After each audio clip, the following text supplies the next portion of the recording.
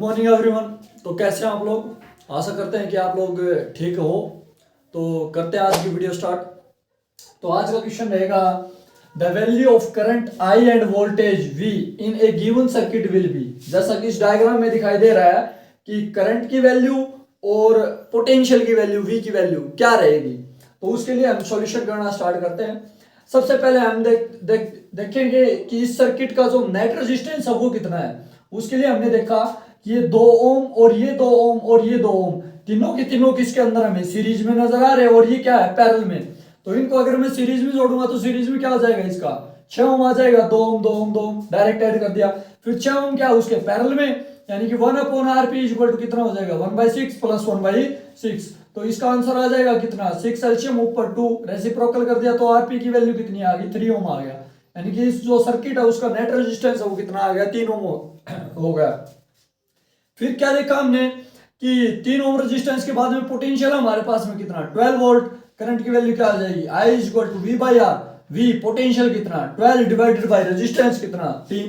तो करंट की वैल्यू आ गई यहाँ से 4 एम्पियर। अब वो तो टोटल करंट आया है, लेकिन इस ब्रांच में कितना करंट जाएगा। अगर आप इस डायग्राम से नहीं समझ पा रहे हो तो इसको ऐसा कर लो कि हमने क्या कर लिया भाई कि 3 ओम 2 ओम के 3 रेजिस्टेंस थे वो तो हमारे किस में हो गए थे सीरीज में हो गए, और एक 6 ओम का क्या हो गया था पैरेलल में हो गया था, और एक 6 ओम का हमने क्या कर लिया पैरेलल में कर लिया। अब पैरेलल में करने के बाद में क्या था भाई कि इस ब्रांच के अंदर कितना करंट जा रहा है, इस 2 ओम के अक्रॉस कितना करंट जाएगा वो पूछा था, और कितना पोटेंशियल जाएगा इसके अक्रॉस। तो अब हम बात करेंगे कि जो बराबर हो गया भाई 6 ओम का इस साइड हो गया और 6 ओम का क्या हो गया इस साइड हो गया रेजिस्टेंस।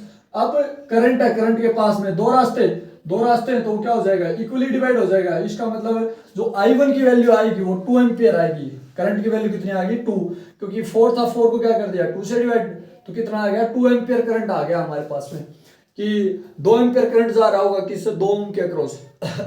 अब पोटेंशियल की बात करें तो V इक्वल टू क्या होगा IR। तो potential V equal to current कितना भाई 2 हमारे पास में रेजिस्टेंस 2 के अक्रॉस ही कितना था 4 वोल्ट हो जाएगा। तो आंसर देखो 2 एम्पियर और 4 वोल्ट, ऑप्शन नंबर ए ये क्या हो जाएगा ठीक हो जाएगा। नेक्स्ट क्वेश्चन है a uniform wire when connected directly across A 220 volt line produce heat H पर सेकंड। यानी कि क्या कर रहे हैं हम एक वायर को कनेक्ट कर रहे हैं 220 वोल्ट की बैटरी के साथ में, यानी कि हमारे पास में जो पोटेंशियल है वो हमने बोल दिया कितना है 220 वोल्ट है, और हर सेकंड यानी कि टाइम की वैल्यू क्या होगी 1 सेकंड। वो हीट प्रोड्यूस कितना कर रही है, वो हीट प्रोड्यूस बोल दिया कि H कर रही है भाई। फिर साथ में क्या बोला कि हीट प्रोड्यूस कर रही है जो वायर है उसका रेजिस्टेंस हमने बोल दिया कि R है, कितना है नेट रेजिस्टेंस R। ये था पहला केस। अब उसके बाद में if the wire is divided into n parts, wire को हमने क्या कर दिया छोटे छोटे n पार्ट्स के अंदर डिवाइड कर दिया। All the parts are connected in a parallel, और सारे पार्ट्स को हमने पैरेलली क्या कर दिया एक दूसरे के साथ में कनेक्ट कर दिया अक्रॉस ए 220 वोल्ट लाइन। यानी कि वोल्टेज को हमने क्या रखा सेम। द हीट प्रोड्यूस्ड पर सेकंड, यानी कि एक ही सेकंड में कितनी हीट प्रोड्यूस हो जाएगी। यानी कि दूसरे केस में भी क्या टाइम की वैल्यू कितनी है 1 सेकंड, और जो पोटेंशियल है वो कितना है 220 वोल्ट। फिर हीट प्रोड्यूस हमें क्या करनी है निकालनी है। अब एक बात देखो, अगर हमने क्या किया उसको डिवाइड किया n पार्ट्स के अंदर और पैरेलल में कनेक्ट किया तो उनका रेजिस्टेंस पहले वाले वायर का रेजिस्टेंस नहीं रहेगा, वो रेजिस्टेंस निकालेंगे साथ में क्या चेंज हो जाएगा करंट भी चेंज हो जाएगा।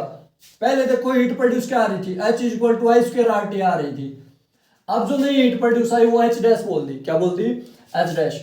अब जैसे कि n पार्ट्स थे भाई, n पार्ट्स को ऐसे पैरेलल में कनेक्ट करूंगा तो उसका जो पैरेलल का फॉर्मूला क्या हो जाएगा 1/RP इक्वल टू 1/, देखो n के अंदर डिवाइड किया तो हमें ये पता है कि resistance is directly proportional to length. अगर लेंथ को हाफ कर रहा हूं तो रेजिस्टेंस भी क्या होगा हाफ, और यहाँ पर हमने कितने पार्ट्स किए हैं n पार्ट्स, तो जो लेंथ है उसका भी क्या हो जाएगा डिवाइडेड बाय n, और ये भी क्या हो जाएगा डिवाइडेड बाय n। तो इसको अब कनेक्ट करूंगा तो हर एक का रेजिस्टेंस कितना होगा R/n, वो n क्या चला गया ऊपर। ऐसे ही कितने पार्ट्स ले रखे हैं n पार्ट्स ले रखे हैं, यानी कि सो ऑन n/r आ जाएगा। अब इसको सोल्व कर दूंगा RP equal to n into के अंदर n डिवाइडेड बाई r, क्योंकि जितनी काउंटिंग संख्या दे उनको मल्टीप्लाई कर दिया। आरपी की यहां से वैल्यू आ गई हमारे पास में R divided by N square. ये तो क्या आया, रेजिस्टेंस आया। अब करंट की बात करेंगे, V इक्वल टू क्या होगा, आई आर। अब पोटेंशियल है वो हमने बोल दिया कि सेम ही था, current 220 volt divided by resistance R by N का क्या कर दिया स्क्वायर, यानी कि एन क्या होगा ऊपर जाकर के स्क्वायर। हीट प्रोड्यूस का फॉर्मूला क्या लिखूंगा, H dash is equal to I square R T. अब करंट का स्क्वायर कर दो, करंट का स्क्वायर करूंगा तो यानी कि पोटेंशियल V है, V का स्क्वायर इनटू के अंदर एन स्क्वायर डिवाइडेड बाई में आर स्क्वायर मल्टीप्लाई में आर, रेजिस्टेंस की जगह क्या लिख दूं, आर अपॉन के अंदर एन स्क्वायर मल्टीप्लाई में क्या टी। फिर आर से आर कैंसिल आउट हो गया। अब इसका स्क्वायर किया था तो इसका पावर आ जाएगी 4। देखो यहाँ पर इसकी पावर कितनी हो जाएगी 4। एन स्क्वायर से क्या हो गया, 2 पावर कैंसिल आउट होगी तो इसका फॉर्मूला आ गया अब हमारे पास में V square N square T और डिवाइडेड बाई में एक आर।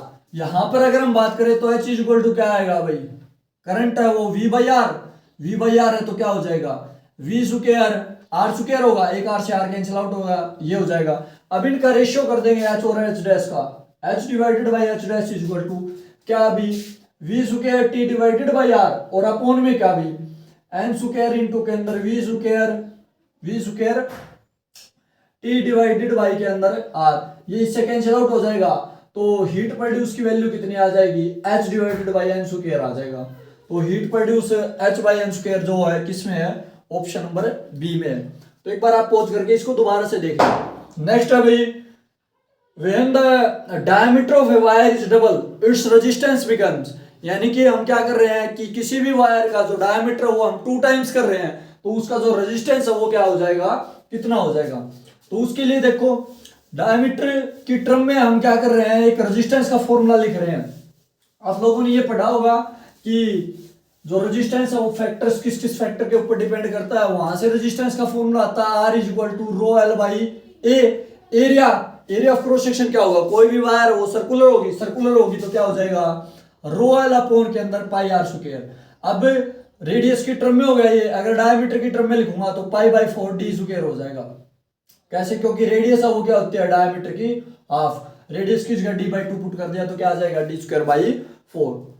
अब इसने क्या बोला कि डायमीटर को क्या कर दिया, डबल कर दिया, यानी कि पहले जो रेजिस्टेंस था वो आर था, रो एल अपॉन के अंदर पाई बाई 4 डी स्क्वायर। अब डायमीटर चेंज हो गया, वो डी डैश हो गया और वो कितना होगा पहले वाले का ट्वाइस, यानी कि ट्वाइस ऑफ डी।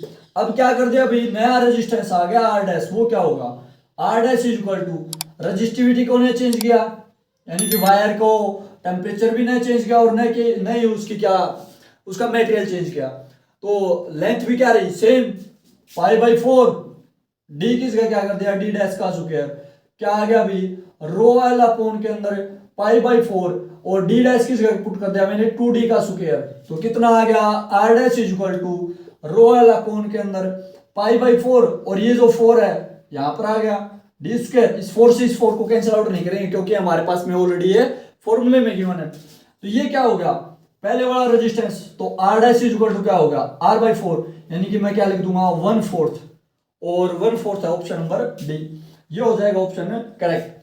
चलिए देखते हैं हम नेक्स्ट क्वेश्चन। तो ये रहा आपका नेक्स्ट क्वेश्चन, जो निप्रमैग इज एन एलॉय ऑफ। तो जो निप्रमैग है वो किस में होता है, पहले तो हमने बताया था कि एलॉय क्या होता है, जब 2 या 2 से अधिक हम जो मेटल्स या फिर धातुओं का मिक्सचर ले लें तो उससे जो एक नया मेटेरियल बन के आता है उसको हम बोलते हैं एलॉय।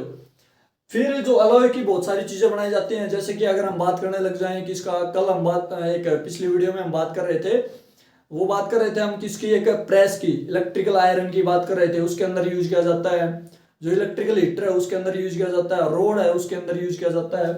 तो देखो जो निप्रमैग इज एन एलॉय ऑफ, जो निप्रमैग है ये एलॉय किसका होता है, तो ये एलॉय होता है भाई आयरन होता है, इसमें निकेल होता है, एल्यूमिनियम होता है और टाइटेनियम होता है। इसका आपका ऑप्शन रहेगा सी। नेक्स्ट क्वेश्चन है कि if 6.4 ampere current flows continuously for 4 second through a circuit find the number of electrons flowing, यानी कि ऐसे बोल रहा है कि 6.4 एम्पियर जो करंट है वो 4 सेकंड के लिए फ्लो कर रहा है किसी भी एक वायर के अंदर से एक सर्किट में, तो उसमें नंबर ऑफ इलेक्ट्रॉन्स कितनों फ्लो कर रहे होंगे। तो हमें एक तो 10th क्लास में ये बात बताई जाती है कि एक कूलम के अंदर कितने नंबर ऑफ इलेक्ट्रॉन होते हैं, 6.25 इंटू 10 की पावर 18 नंबर ऑफ इलेक्ट्रॉन। यानी कि मैं चार्ज निकाल लूँ, इसका चार्ज निकालने के बाद में क्या हो जाएगा कि उसका 4 से मल्टीप्लाई कर दूंगा इसकी, या फिर हमें दो फॉर्मूले यूज करेंगे, कौन सा, Q is equal to plus minus n e quantization of charge, दूसरा I is equal to Q by t. अब इसको ऐसे लिख लूं एन ई डिवाइडेड बाई में टी, तो हमें नंबर ऑफ इलेक्ट्रॉन चाहिए, तो क्या हो जाएगा करंट मल्टीप्लाई टाइम और divided by charge on an electron और इक्वल टू में किसके बराबर है, एन के बराबर। N is equal to current 6.4 into के अंदर टी, टाइम कितना है अभी 4 सेकंड, डिवाइडेड बाई एक इलेक्ट्रॉन के ऊपर चार्ज कितना होता है 1.6 इंटू 10 की पावर है माइनस का 19। अब क्या कर दूंगा, इसको इससे कैंसिल आउट कर दूं, पहले पॉइंट से पॉइंट कैंसिल आउट हो गया, इसको कैंसिल आउट किया तो कितना आ गया 16 4 64, 4 की 4 से मल्टीप्लाई की कितना हो गया 16, ऊपर आकर के पावर क्या होगी पॉजिटिव, यानी कि इतने नंबर ऑफ इलेक्ट्रॉन्स होंगे कि 6.4 एम्पियर करंट फ्लो करे 4 सेकंड के लिए। तो इसके लिए ऑप्शन हो जाएगा आपका डी।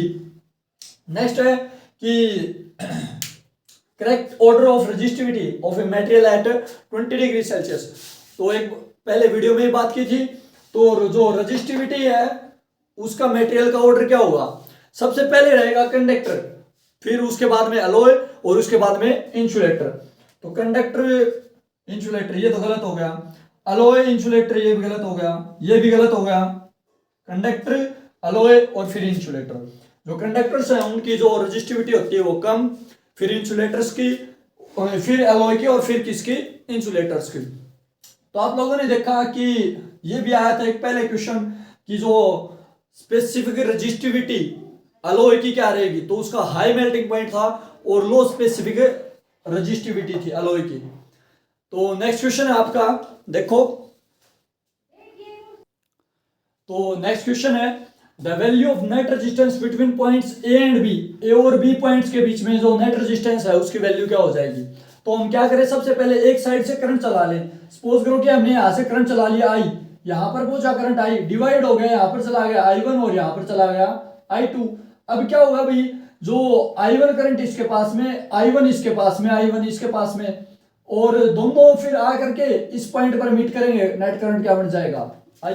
अब देखो जिसके पास में सेम करंट जा रहा होगा वो किस में होंगे, सीरीज में, यानी कि R और R कितने हो गए 3R।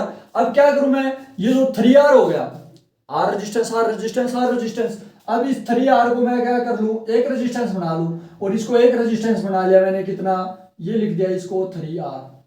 अब दिखाई दे रहा इसमें और इसमें दोनों में करंट अलग अलग जा रहा है, इसमें I1 और इसमें I2, तो ये दोनों किसमें हो जाएंगे, पैरेलल कॉम्बिनेशन में।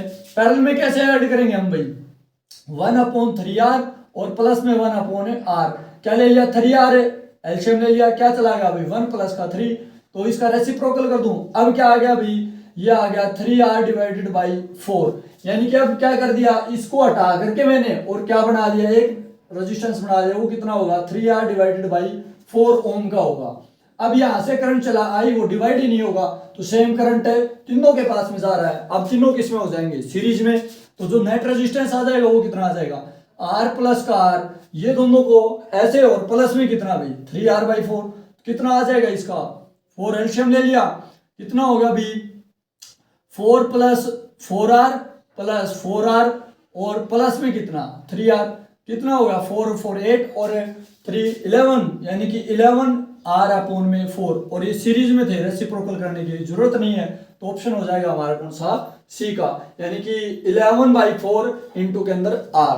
जो नेक्स्ट क्वेश्चन है वो है कि when 1 volt or 1 joule of work is done in moving a charge of 1 coulomb through 1 point to another point, यानी कि हम क्या कर रहे हैं, एक पॉइंट से दूसरे पॉइंट पर किसी भी एक चार्ज पार्टिकल को लेकर के आ रहे हैं, और उस चार्ज पार्टिकल कितना है 1 कूलम है, इसमें जो हमारे द्वारा किया गया वर्क है वो क्या है 1 जूल है। तो हमें ये पता है पोटेंशियल क्या होता है, वर्क अपॉन चार्ज, यानी कि पोटेंशियल 1 जूल ऑफ वर्क और 1 कूलम, तो इसकी वैल्यू कितनी आ जाएगी 1 वोल्ट आ जाएगी। तो ऑप्शन हो जाएगा कौन सा, ए। अगर यहां पर क्या बोल देता कि इन्फिनिटी से गिवन पॉइंट, तो ओनली होता पोटेंशियल, और अब एक गिवन पॉइंट से दूसरे गिवन पॉइंट पर बोल रखा है, तो वो क्या होगा पोटेंशियल डिफरेंस। ये डिफरेंस है पोटेंशियल और पोटेंशियल डिफरेंस में। डिफरेंस दो चीजों का तभी किया जाएगा जब किसी के साथ में कंपैरिजन किया जाए। जब इन्फिनिटी से लेकर के आ रहे हैं तो कंपैरिजन नहीं हो रहा, तो उसको हम बोलते हैं ओनली पोटेंशियल। जब एक पॉइंट से दूसरे पॉइंट पर जाते हैं तब उसको हम बोलते हैं पोटेंशियल डिफरेंस।